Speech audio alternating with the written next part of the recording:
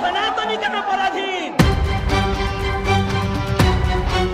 বাংলাদেশে সাম্প্রতিক সময়ে সংখ্যালঘুদের উপর নির্যাতনের নানা অভিযোগ ও সনাতন জাগরণ মঞ্চের মুখপাত্র চিন্ময় কৃষ্ণ দাসের গ্রেফতারকে কেন্দ্র করে প্রতিবেশী ভারতের সাথে কূটনৈতিক সম্পর্কের দৃশ্যত অবনতি ঘটেছে।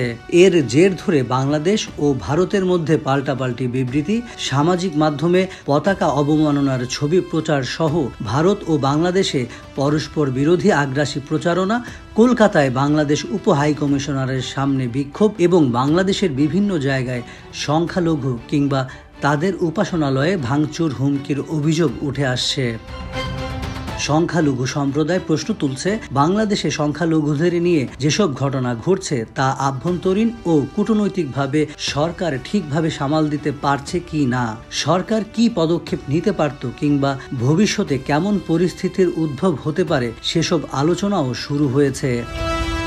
জাতিসংঘের সংখ্যালঘু বিষয়ক ফোরামে বাংলাদেশ বলেছে, বাংলাদেশে সংখ্যালঘুদের উপর নির্যাতন নিয়ে মিথ্যা তথ্য ছড়ানো হচ্ছে এবং দেশের সংখ্যালঘুদের উপর পদ্ধতিগত কোনো হামলার ঘটনা ঘটেনি। ভারতের পররাষ্ট্রমন্ত্রী এস জয়শঙ্কর দেশটির পার্লামেন্টে বলেছেন, সংখ্যালঘুদের মন্দির ও ধর্মীয় স্থানগুলোতেও হামলার খবর পাওয়া গেছে। ঘটনাগুলো গুরুত্বের সঙ্গে নিয়েছে ভারত। এ নিয়ে বাংলাদেশ সরকারের কাছে উদ্বেগ জানানো হয়েছে।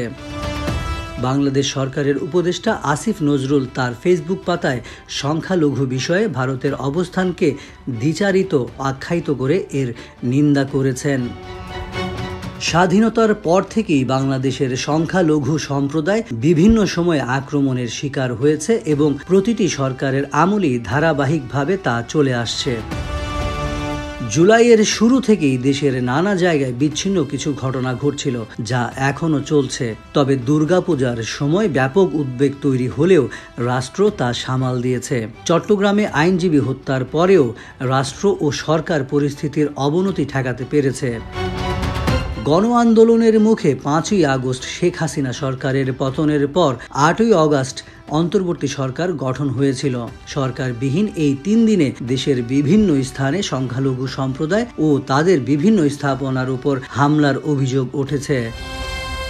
সংখ্যালঘুদের মধ্যে যারা বিগত আওয়ামী লীগ সরকার কিংবা দলের সঙ্গে সম্পৃক্ত ছিল তারা কেউ কেউ আক্রান্ত হয়েছেন, তবে সংখ্যালঘু বলে কেউ আক্রমণের শিকার হননি।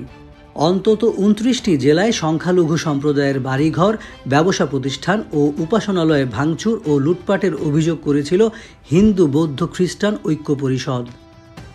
বৈষম্য বিরোধী ছাত্র আন্দোলনের ব্যানারেও সংখ্যালঘুদের উপর হামলা ও ভাঙচুরের নিন্দা জানিয়ে মানববন্ধন ও প্রতিবাদ মিছিল করা হয় ঢাকা বিশ্ববিদ্যালয়ে।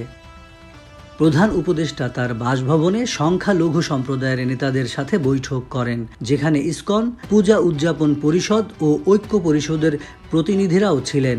প্রধান উপদেষ্টা পরে দুর্গাপূজার সময় কঠোর নিরাপত্তার পাশাপাশি মন্দির ও উপাসনালয়গুলোতে মাদ্রাসা ছাত্রদের পাহারা দেওয়ার ছবিও আলোচিত হয়েছে সামাজিক মাধ্যমে।